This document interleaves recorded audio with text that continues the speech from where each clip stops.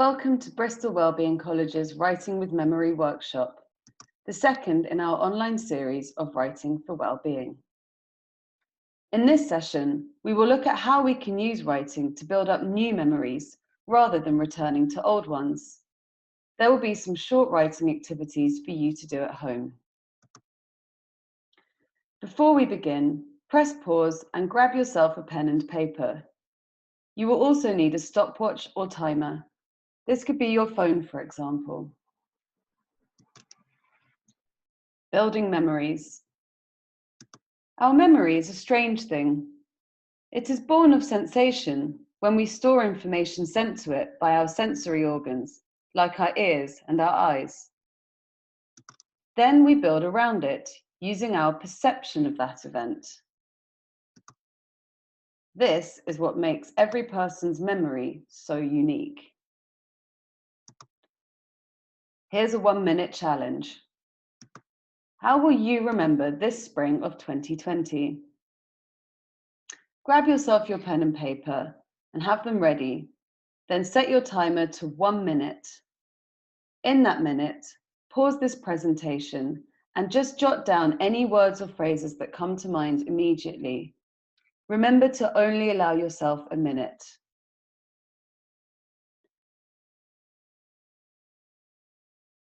Looking at your words and phrases, what do they say about your perception of current events? Sensation versus perception. Taking a closer look at your words and phrases, think about how many of them are based on pure sensory experience. For example, if you wrote something like warm or hot, these would be based on the sensation of touch.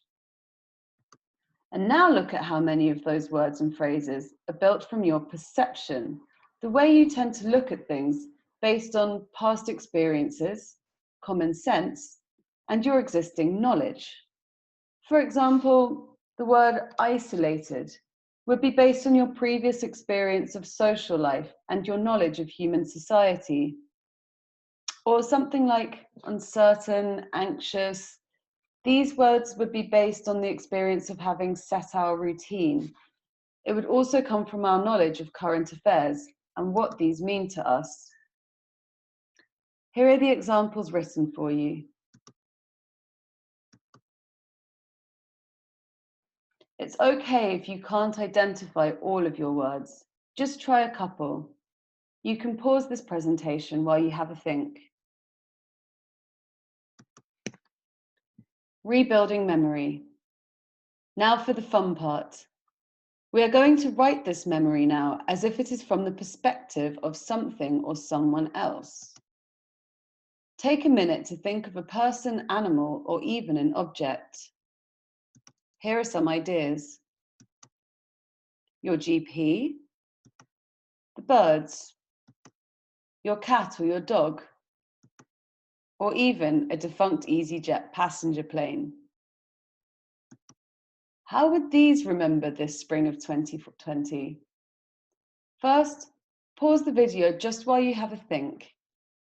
And when you're ready, click to continue. Have your stopwatch ready and put the timer on a maximum of 10 minutes. Now write or jot down how the memory of this spring looks according to your chosen person, animal, or thing. Here are some things to remember while writing. Forget what you know.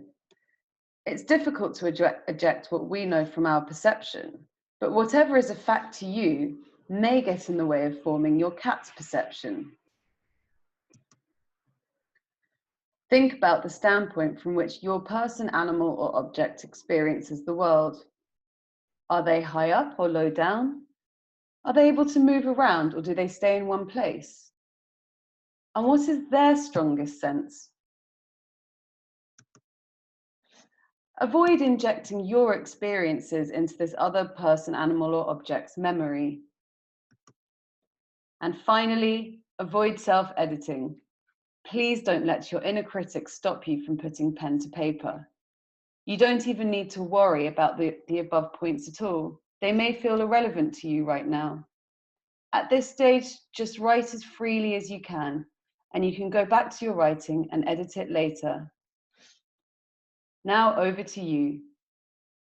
Pause this presentation, set the timer, and get writing.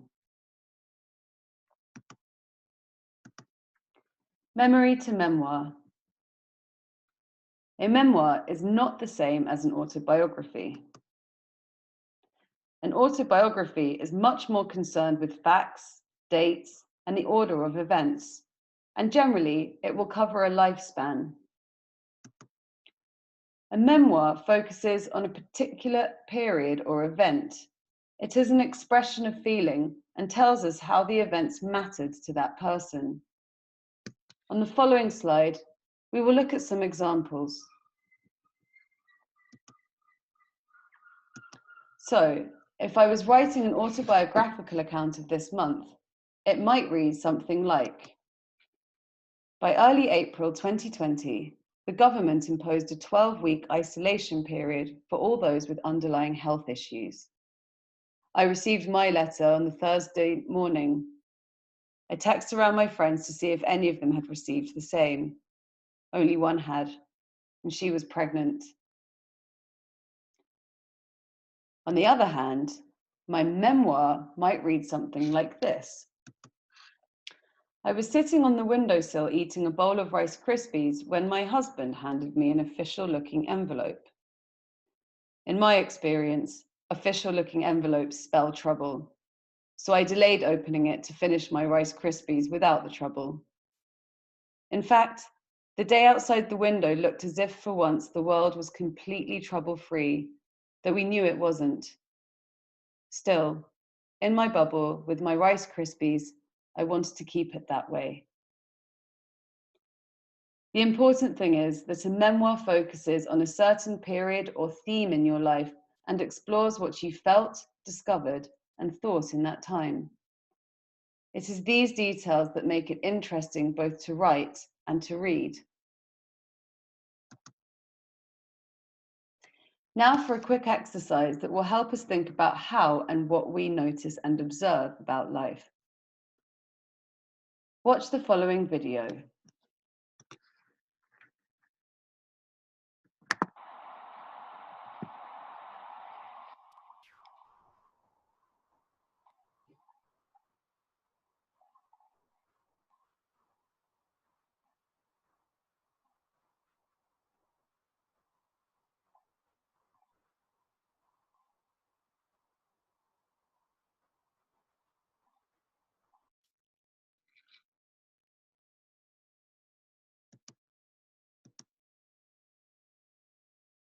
Now, without replaying the video, write down what you saw, as much as you can remember. You may pause this presentation while you do this, so you can take your time. So, what does your account look like? Sure, there was a scene with a lake, a sunset, and a bird flies over. But does your account describe the colours of the water and sky, the sounds in the scene, the movement of the water, or the flight path of the bird, the shape of the clouds, or even the grass in the foreground? How many of these did you manage to even notice, let alone remember? This activity helps to highlight to us our habits of observing. Have we got used to seeing things in a certain way? Does this limit our perceptions and therefore our memories?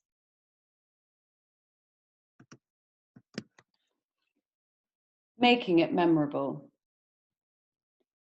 You want to construct memories that you will want to keep for the future. What do you want to make memorable from this spring of 2020? And how can you paint a richer, more enjoyable picture of the present for your memory's sake? So, are any of the words, phrases you wrote down at the beginning how you want to remember this springtime. If not, maybe you could borrow some of what you wrote from your chosen person, animal, or object and make it a bit more interesting or different or fun. This is an opportunity to experiment with your perception, your ways of seeing. On the next page, we will look at finding areas that can help us change our perception.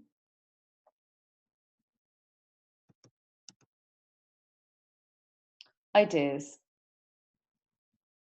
So think, if you were to write a memoir of spring 2020, what would your theme or area of focus be? Just try to focus on one area of your daily experience. For example, this could be the people you've reconnected with and the stories behind your relationships with them. It can be about all the cooking you've done, the different food and the new recipes, and all the ideas, thoughts, and emotions around these.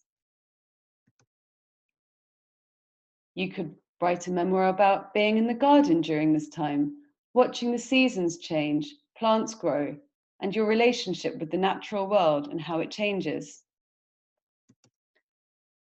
Or it could be about how it's been spending all day, every day with your children, and what this has meant to you, what it meant to them, and how it's changed your relationship.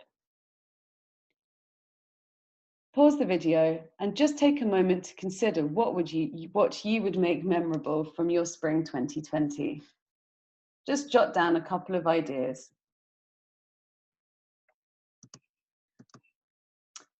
Constructing memory.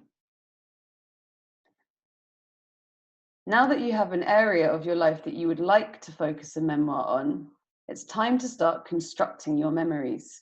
And for this, you will need some good, solid building blocks. So think of the theme in your everyday life as your quarry, and your pen and paper as your digging tools. Each day, you can quarry something interesting from your experiences and examine it like an archaeologist would. On the next page are some tips on how to do this.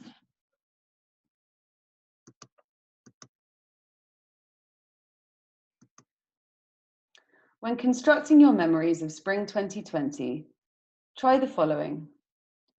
Choose a brief sight, episode, conversation, event, encounter, or person from the day. Now close your eyes and reconjure it in your mind's eye. Grip a hold of it and really try not to let it go.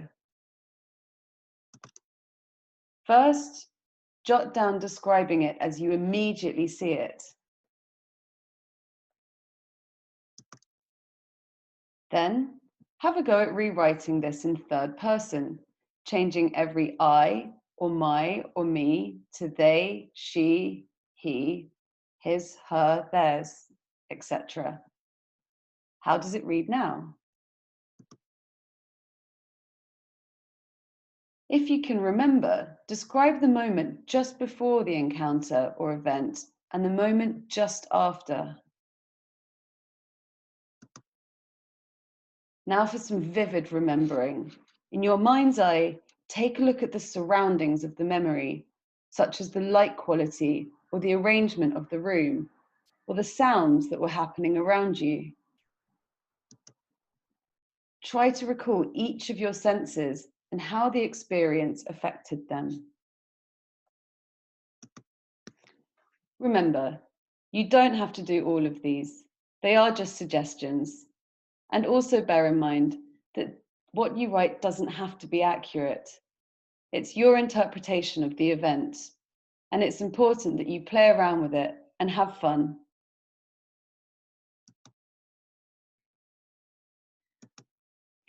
Of course, you don't have to keep your words to yourself. Feel free to share some of your writing from these activities. Take a photo of your page, making sure the writing is clearly visible, and send it to bristol.wellbeing.college@second-step.co.uk. We're always on the lookout for new blog material. We hope you found the session useful and that it has helped you to discover a different way of thinking about how you will remember this spring of 2020. Our next workshop, Writing with Emotion, will explore how we can use writing to explore, identify, and express what we're feeling. This workshop is coming soon, and we look forward to seeing you then. Thank you, and goodbye.